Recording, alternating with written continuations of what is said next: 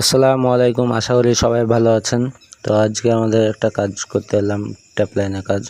তো প্লাস্টার করে কাজটা করা হচ্ছে। প্লাস্টার করার পর কাজ করলে অনেক সুন্দর হয় ট্যাপের পয়েন্টগুলো।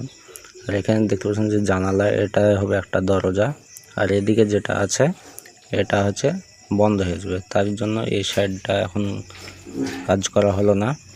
এই শাওয়ার হলো, এই দিক দিয়ে যাবে, গিজারটা থাকবে এখানে, যে গাঁথনি হবে এই গাঁথনির এখানে গিজার হবে পরবর্তীকালে এই জায়গাটাতে।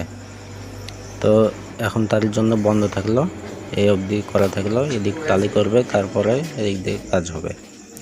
আর এই সাইডে এখানে হচ্ছে বেসিং, আর বেসিংয়ের পাশে এদিক দিয়ে গেট হবে, মানে বাথরুমটাই অ্যাটাচ হয়ে যাবে, তাই জন্য এরকম হলো। আর এদিকে দেখেন লো হাইট প্যান আছে, এদিকে বাল্টির পয়েন্ট আছে সিস্টেম বক্সের, আর ওই সাইডে আছে কমোটের পয়েন্ট।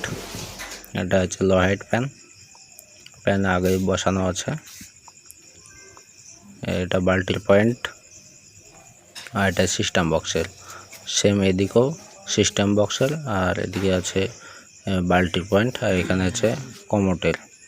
এটা আছে বাল্টির পয়েন্ট হ্যান্ড স্প্রে।